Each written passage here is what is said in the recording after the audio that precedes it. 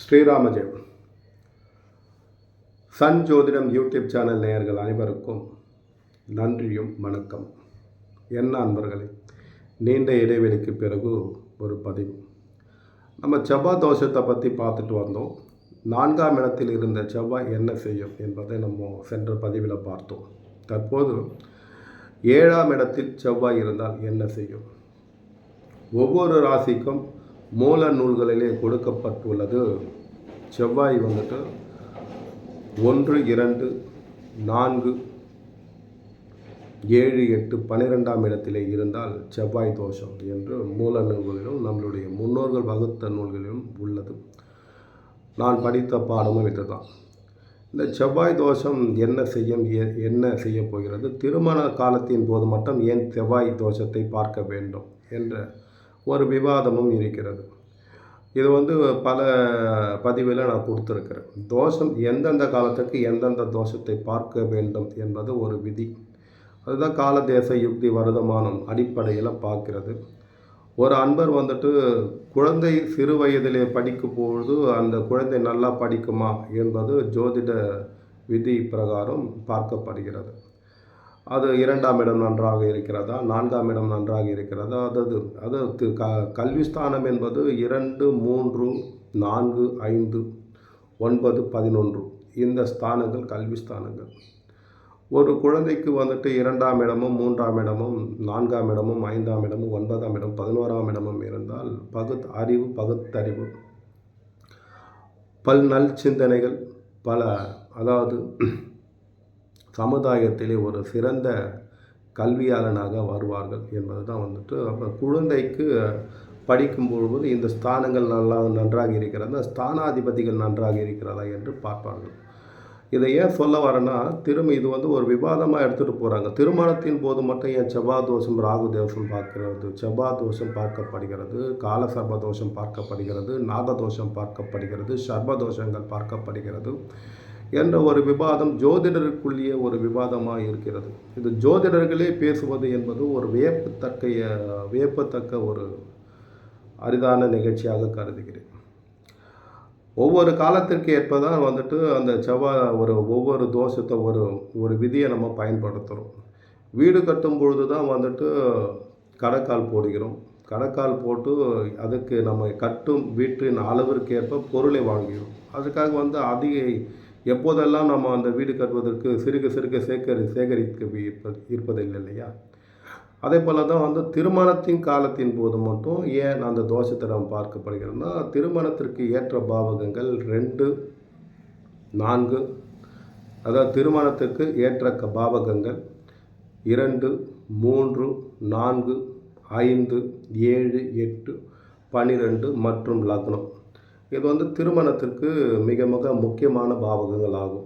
அப்போது இந்த பாவகங்கள் கெட்டி இருந்தால், பாவ கிரகங்கள் இருந்தாலும் அந்த ஸ்தானங்கள் பாதிக்கப்படும். அந்த ஸ்தானங்களை பாவ கிரகங்கள் பார்த்தாலும் அந்த ஸ்தானங்கள் கெடும். அது ஜாதகர் அனுபவிக்க முடியாத இந்த விஷயத்தில் தான் நம்ம தோஷங்கள் பார்க்கப்படுகிறது. அப்போது திருமணத்திற்கு கலத்தர ஸ்தானம் என்பது 7ஆம் இடம், 2ஆம் என்பது குடும்பஸ்தானம், 3ஆம் இடம் தைரிய வீரியஸ்தானம், அது மட்டும் அல்லாமல் மறைமுக ஆயுள் ஸ்தானம், அது மட்டும் அல்லாமல் உங்களுடைய வெற்றி ஸ்தானமும் கூட அதுதான். அதே போல் 12ஆம் இடம் என்பது அயன சுயன போகம் நித்திரை ஸ்தானம். இப்போ 4ஆம் இடம் என்பது சுகஸ்தானம். 7ஆம் இடம் என்பது உங்களுடைய உங்களுடைய 7ஆம் இடம் என்பது உங்களுடைய ஆசைகள், உங்களுடைய கணவனோ மனைவியோ எப்படி இருக்க வேண்டும் என்ற கற்பனைகளே அது மட்டுமல்லாமல் மறைமுகஸ்தானம் ஆகிறது. 8ஆம் இடம் என்பது இதுதான் இது யோனிஸ்தானம் சொல்லுவாங்க, ஆயுள்ஸ்தானம் சொல்லுவாங்க, அதெல்லாம் மர்ம உறுப்பு ஸ்தானம் என்று சொல்லுவாங்க. இந்த 7ஆம் இடம் என்பது அபிலாஷைகளை குறிக்கிறது, கலத்தர ஸ்தானத்தை குறிக்கிறது. ஒரு சமசப்தமமான ராசிகள் பார்த்திங்கன்னா ஆண் ராசியாக தான் வரும். மேஷத்துக்கு ரிஷபம், மேஷத்துக்கு துலாம் ஆண் ராசி, ரிஷபத்திற்கு விருச்சிகம் ஆண் ராசியாக தான் வரும். அப்போ என்னென்னா இது சமசப்தம ராசிகள் என்ற அடிப்படையில் நம்ம முன்னோர்கள் நமக்கு பிரித்து கொடுத்தது செவ்வாய் ஆண் கிரகத்தையும், செவ்வாய் ஆண் கிரகமாகவும், சுக்கிரன் பெண் கிரகமாகவும் நம்ம முன்னோர்கள் குறிப்பிட்டு தந்திருக்கிறார்கள். அப்போது செவ்வாய் மேஷம் 1 என்றால் அதற்கு நேரே காலபுருஷ தத்துவ அடிப்படையில் நேர்முகமாக இருப்பது சுக்கிரன். அதனால் கலத்திரஸ்தானமாக கருதப்படுகிறது. அதனால தான் வந்துட்டு இந்த 7ஆம் இடமும் 8ஆம் இடமும் 2ஆம் இடங்களும், அதே போல் காலபுருஷனுக்கு 2ஆம் இடமே வந்துட்டு சுக்கிரனாக தான் வருவார். இந்த மாதிரி விஷயங்களில் அது செவ்வாய் வந்து எங்கெல்லாம் இருக்க வேண்டும், எங்கெல்லாம் இருக்கக்கூடாது. அதே காலபுருஷனுக்கு 8ஆம் இடம் வந்துட்டு விருச்சகமாக வரும். காலபுருஷனுக்கு 8ஆம் இடம் வந்து விருச்சகமாக வரும். காலபுருஷனுக்கு 12ஆம் இடம் வந்துட்டு மீனமாக வரும். இந்த மாதிரி விஷயங்களில் வந்துட்டு செவ்வாய் இருக்கலாமா இருக்கக்கூடாதா என்ற அடிப்படையில் தான் வந்துட்டு அந்த தோஷங்கள் பிரிக்கப்படுகிறது. அதாவது அதிகப்படியான ஆசையே தோஷம், அளவான ஆசையே யோகம் என்பது தான் வந்துட்டு விஷயம். இந்த செவ்வாய் என்பது இரத்தக்காரகன், அதோட உறவுக்காரகன். இரத்தக்காரகன் என்றாலே ஒரு சொந்தத்திற்கும் ஒரு சொந்தம் உங்களுக்கு நீடித்து இருக்குமா, பிரச்சனையை கொடுக்குமா என்று கேட்டால் செவ்வாய் பலமாக இருந்தால்தான் அந்த இரத்த உறவுகள் சம்பந்தம், இரத்த உறவுகள் வந்துட்டு நீடிக்கும் என்பது தான் வந்து உண்மையான விஷயம். ஒரு ஜாதகத்தில் செவ்வாய் பகவான் நன்றாக இருந்தால் அவர்கள் ஒரு உற்றார் உறவினரோடு சந்தோஷமாக வாழ்வார்கள் என்பது இது வந்து ஒரு விஷயம் என்ற அடிப்படையில் தான் வந்து நம்ம இந்த தோஷத்தை பார்க்குறோம். அப்போ செவ்வாய் என்பது அழிக்கக்கூடிய நெருப்பு கிரகத்தில் அழிக்கக்கூடிய நெருப்பு. அது வந்துட்டு சொல்லுவாங்க என்னென்ன அழிக்கக்கூடிய நெருப்புனா வந்துட்டு ஜுவாலைன்னு சொல்லுவாங்க. அது வந்துட்டு உங்களுக்கு அக்னி பிழம்பு, இந்த மலையெல்லாம் உருகி வருது இல்லைங்களா, எரிமலை வெடித்து அதில் உருகி வர்றது இல்லையா, அந்த பிழம்பு பட்டை எப்படி இருக்குமோ ஒருத்தர் உருக்கி விடும். இதுதான் வந்துட்டு செவ்வாய். அப்போது இந்த ஸ்தானத்தில் வந்து 2ஆம் இடத்துலையோ 4ஆம் இடத்துலையோ, அதே போல் 7ஆம் 8ஆம் இடத்துலையோ 12ஆம் இடத்திலோ லக்னத்திலேயோ செவ்வாய் இருந்தால் தோஷத்தை குறிக்கும். இது வந்து பல பிரிவில் வந்துட்டு சில இடங்களில் வந்து சில லக்னங்களுக்கு தோஷங்களே இல்லைன்னு சொல்லிட்டு நம்ம மூல நூல்களிலும் முன்னோர்களும் சொல்லி உள்ளார்கள். இது ஒரு விஷயம். அப்படி இருக்கும்போது செவ்வாயை நம்ம கண்டிப்பாக பார்க்கணுமா? என்னுடைய குருநாதர் சொல்லி கொடுத்தது என்னென்னா, செவ்வாய் குறிப்பிட்ட பாவங்களிலே இருக்கும்போது 1, 2, 4, 4, 7, 8, 12ஆம் இடத்துக்கு இருக்கும்பொழுது தோஷம்தான். அது வந்து தோஷம்தான். அது வந்து நிவர்த்தி தோஷமாக கருத வேண்டாம். சில லக்னங்களுக்கு இவர் யோகராக வருகிறார். ஆகையினாலே அந்த ஸ்தானங்களில் இருக்கும்போது தோஷம் இல்லை. அதே போல் வந்துட்டு செவ்வாய் ஒரு ஜாதகத்திலே ஆட்சியோ உச்சமோ பெற்று இருந்தால் அந்த லக்னத்திற்கு 2, 1, 4, 1, 2, 4, 4, 7, 8, 12ஆம் இடங்களில் ஆட்சியோ உச்சமோ நீச்சமோ இருந்தால் தோஷம் இல்லை. மேலே வந்துட்டு இது வந்துட்டு ஒரு விஷயமா சொல்கிறாங்க. என்ன விஷயமா சொல்கிறாங்கன்னா, செவ்வாய் பகவான் வந்துட்டு ராகு கேதுக்களோடு சேர்ந்த குறிப்பிட்ட பாவகத்தில் செவ்வாய் வந்துட்டு சனி, ராகு, கேது, சூரியனுடன் சேர்ந்து இருந்தால் தோஷம் இல்லை, தோஷ நிவர்த்தி என்று அது வந்து தவறான விஷயம். இந்த ஸ்தானங்களிலே சுபகிரகங்களோடு சேர்ந்து இருந்தால்தான் தோஷம் இல்லை, தோஷ நிவர்த்தி என்று நம்ம எடுத்துக்கொள்ளணும். பாவகிரகங்களோடு சேர்ந்து இருக்கும்போது ஆணுக்காக இருந்தாலும் சரி, பெண்ணுக்காக இருந்தாலும் சரி, அந்த தோஷங்கள் வீரியம் அடைகிறது என்பது தான் உண்மை. ஆகையினாலே அன்பர்கள் வந்துட்டு இது தகுந்த ஜோதிடர்களை அணுகி நீங்கள் வந்துட்டு தோஷம் இருக்கிறதா தோஷம் இல்லையா என்பதை பார்த்து கொள்ளணும். செவ்வாய் எந்த இடத்தில் இருக்கிறதோ அந்த இடத்தை வளர்க்குமே தவிர அழிக்காது. அதில் வந்து ஆசைகள் அதிகமாக இருக்கும். செவ்வாய் வந்து ஒரு பாவகத்தை பார்த்தாலும் ஒரு இடத்துல இருந்தாலும் அதனுடைய இரத்த உறவு சொந்தமோட அதனோட போராட்டங்கள் இருக்கும். இதுதான் விஷயம். அப்போ 7ஆம் இடத்திலே இருக்கும் மனைவி மீது அதிகமான, அதாவது ஒரு ஆணுக்கோ பெண்ணுக்கோ 7ஆம் இடத்திலே, அதோ ஒரு ஆணுக்கு இருக்கிற மனைவி மீது அதிகப்படியான ஈர்ப்பும் அதிகப்படியான ஆசையும் அதிகப்படியான இன்பமும் காண வேண்டிய எண்ண நிலையிலே இருப்பார்கள். இது பெண்ணுக்கும் அதே நிலை தான். அப்போ வந்துட்டு 7ஆம் இடத்திலே இருக்கும் செவ்வாயை நம்ம எந்த இடத்துல நம்ம பார்க்க வேண்டும் என்றால், 7ஆம் இடத்தில் இருக்கும் செவ்வாய் சரியாக வந்துட்டு 10ஆம் இடத்தை பார்க்கும். லக்னத்திற்கு 10ஆம் இடத்தை பார்க்கும். அது மட்டுமல்ல, லக்னத்தை பார்க்கும் 2ஆம் இடத்தை. இது தீட்சண கிரகம். 10ஆம் இடத்தை பார்ப்பது தொழில்காரகம். தொழிலை குறிக்கக்கூடிய செவ்வாய் வந்து 10ஆம் இடத்தை பார்த்தால் அப்போ என்னென்ன தீட்சண கிரகம் பார்க்கலாமா, ஒரு பாவ கிரகம் 10ஆம் ஸ்தானத்தை பார்க்கலாமா, அதுக்குண்டான வேலையை செய்யும்போது அது ஒன்றும் பண்ணாது. வேறு வேலையை செய்யும்போது தலைகீழ் குப்புற கவுத்துடும். இதை தான் வந்து 10ஆம் இடத்தை பார்வை 7ஆம் இடத்திலிருந்து 10ஆம் இடத்தை பார்க்கும். அது மட்டும் இல்லாமல் லக்னத்தை பார்க்கும்.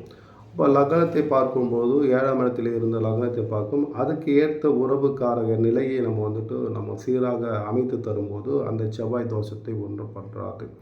அது மட்டும் குடும்பஸ்தானத்தை பார்க்கும். குடும்பஸ்தானம் 2ஆம் இடம் 8ஆம் பார்வையை குடும்பஸ்தானத்தை பார்க்கும். இந்த குடும்பஸ்தானத்திலே சதா சர்வ காலமும் வாக்கு விவாதங்களும் வாக்கு சச்சரவுகளும் சண்டை சச்சரவுகளும் குடும்பத்திலே ஒற்றுமை இல்லாத நிலைகளும் ஏற்படுத்தி தரும். இதுதான் வந்து விஷயம்.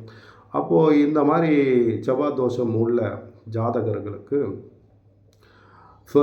அசுப கோள்களோடு சேர்ந்து இருந்தால் தோஷம் நிவர்த்தி என்று நூல்களிலே சொல்லியிருந்தாலும் கூட அசுப கோள்கள் இருந்தால் வீரியம் அடைகிறது என்பது தான் உண்மை. நான் கண்ட வரைக்கும் அசுப கிரகங்களோடு சேர்ந்த 2, 1, 2, 4, 7, 8 அது மட்டும் இல்லாமல் 12ஆம் இடம் இது மற்ற எந்த கிரகத்தோடு எந்த ஸ்தானங்களிலே செவ்வாய் பாவ கிரகங்களோடு சேர்ந்து இருக்கும்போது ஒரு கவனிக்கக்கூடிய வேண்டிய விஷயம். அப்போது அந்த செவ்வாய் தசை வருதா, செவ்வாய் புத்தி வருதா, அல்லது கோச்சார நிலையிலே அந்த செவ்வாயை ராகுவோ கேதுவோ சனியோ சூரியனோ தொடர்பு பெறும்போது பெரிய இழப்புகளை தந்துவிடும். பாதக ஸ்தானாதிபதி தொடர்பு பெறும்போதும் இந்த பிரச்சனைகளை கொடுத்துவிடும். இதுதான் உண்மை. ஆக 1ஆம் 7ஆம் இடத்தில் இருக்கும் செவ்வாய்க்கு 2ஆம் இடத்தில் 8ஆம் இடத்தில் இருக்கும் செவ்வாயை சேர்க்கலாம். 7ஆம் இடத்தில் இருக்கும் செவ்வாய்க்கு 8ஆம் இடத்திலே இருக்கும் செவ்வாயை நம்ம தோஷ நிவர்த்தியாக சேர்க்கலாம். 7ஆம் இடத்திலே செவ்வாய் இருந்தால் 7ஆம் இடத்தில் இருக்கும் செவ்வாயை இணைக்கக்கூடாது. அது மட்டுமல்லாமல் 7ஆம் இடத்தில் செவ்வாய் இருந்தால் லக்னத்திலே சுக்கிரன் இருக்கும்படியும், லக்னத்திலே குரு இருக்கும்படியும், லக்னத்திலே புதன் இருக்கும்படியும், லக்னத்திலே உதய வளர்பிறை சந்திரன் இருக்கும்படியும் நீங்கள் பிறருக்கு இருக்கும்படியும் அமர்த்தி தரும் பொழுதும் இந்த செவ்வாய் வீரியம் குறைந்து மன வாழ்க்கையிலே இல்லற வாழ்க்கையிலே இன்பமாக வாழ்வார்கள். 7ஆம் இடத்தை அதாவது 7ஆம் இடத்தில் இருக்கும் 7ஆம் இடத்தில் இருக்கும் செவ்வாய்க்கு குரு லக்னத்திலோ குரு பிறருக்கு குரு லக்னத்தில் அதே போல் 7ஆம் இடத்திலே குரு அல்லது 7ஆம் இடத்திலே சுக்கிரன் அல்லது 7ஆம் இடத்திலே புதன் அல்லது 7ஆம் இடத்திலே வளர்பிறை சந்திரன் இந்த மாதிரி சுபக்கோள்கள் இருக்க வேண்டும். அல்லது லக்னத்திலே இந்த கிரகங்கள் இருக்கும்போது இது தோஷ நிவர்த்தியாக விலகி மன வாழ்க்கையிலே தனக்கு பிடித்த மணவாளன் பிடித்த மனைவியோடு சுபபோகமாக வாழ்வார்கள் என கூறிக்கொள்கிறேன். இதுதான் செவ்வாய் தோஷம். இது ஒவ்வொரு லக்னத்திற்கும் மாறுபட்டு வரும். இது மேஷ லக்னத்திற்கு நம்ம முன்பதிவில் சொல்லியிருக்கோம். மேஷ லக்னத்துக்கு எந்தெந்த இடத்தெல்லாம் இருக்குன்னு சொல்லிட்டோம். அதனால் 7ஆம் இடத்தில் எந்த லக்னத்திற்கும் 7ஆம் இடத்தில் இது ஒரு குறிப்பாக சொல்லிடுறேன். மேஷத்திற்கு 7ஆம் இடம் துலாம வரும். இதில் தோஷம் இல்லை. தோஷமாக எடுத்துக்கணும். ஏன் என்று கேட்டால் லக்னத்திற்கு 7ஆம் இடத்தில் நட்பு வீடு, இது மத்தியம தோஷம் எடுத்துக்கணும். ரிஷபத்துக்கு 8ஆம் இடத்திலே 7ஆம் இடத்திலே செவ்வாய், இது தோஷ நிவர்த்தி. அதே போல் மிதுனத்திற்கு தனுஷிலே செவ்வாய், இது தோஷம். அதே கடக லக்னத்திற்கு 7ஆம் இடத்திலே செவ்வாய் உச்சம், தோஷம் இல்லை. சிம்ம லக்னத்திற்கு கும்பத்திலே செவ்வாய், சிம்ம லக்னத்திற்கு கும்பத்திலே செவ்வாய், இது தோஷமில்லை. ஓகேங்களா. கன்னி லக்னத்திற்கு 7ஆம் இடத்திலே மீனத்தில் செவ்வாய், இது நிவர்த்தி தோஷம். இது தோஷம்தான், நிவர்த்தி தோஷம். இப்போது துலாம் லக்னத்திற்கு மேஷத்திலே செவ்வாய், இது தோஷம் இல்லை. அதே விருச்சிக லக்னத்திற்கு ரிஷபத்திலே செவ்வாய் 7ஆம் இடம், இது தோஷமாக எடுத்துக்கணும். அதே போல் தனுசு லக்னத்திற்கு 7ஆம் இடத்திலே செவ்வாய், இது நிவர்த்தி தோஷம், ஆனால் தோஷமாக தான் எடுத்துக்கணும். அப்போது மகர லக்னத்திற்கு 7ஆம் இடத்திலே கடகத்தில் செவ்வாய், இது தோஷ நிவர்த்தி. அப்போது கும்ப லக்னத்திற்கு 7ஆம் இடத்திலே செவ்வாய், இது தோஷம். அதே வந்துட்டு மீன லக்னத்துக்கு கன்னியிலே செவ்வாய், இது வந்துட்டு தோஷம் அப்படின்னு நம்ம வந்து எடுத்துக்கணும். இது வந்து மத்தியம தோஷங்கள். இந்த ஆக மொத்தம் செவ்வாய் வந்து 7ஆம் இடத்துல இருந்தால் நல்லா சுகபோக, நல்லா தொழில் செய்வாங்க, நல்லா வளர்ச்சி இருப்பாங்க, நல்ல இடம், அதாவது நல்ல இடங்கள் இருக்கும், நல்ல பொருளாதாரத்தில் முன்னேறுவர்களாக இருப்பாங்க, செல்வ செழிப்போடு இருப்பார்கள், நல்ல வசதி வாய்ப்புகள் புரிந்து, நல்ல படிப்பாளியவும், நல்ல அறிவாளியும், நல்ல வேலையிலே இருப்பார்கள். ஆனால் திருமண வாழ்க்கையிலே பிரச்சனை கொடுக்கும். அப்போ இதுக்குண்டான கிரக நிலையை நம்ம இணைத்து தரும்போது உங்களுடைய மன வாழ்க்கை சிறப்பாக அமையும் என்று கூறிக்கொண்டு மீண்டும் அடுத்த பதிவிலே 8ஆம் இடத்தில் செவ்வாய் இருந்தால் என்ன செய்யும் என்பதை பற்றி பார்க்க போகிறோம். நன்றி, வணக்கம், வாழ்க வளம். உங்கள் ஜோதிடர் வி.எல். ராஜு, சன் ஜோதிடம், ஸ்ரீராமதேவ்.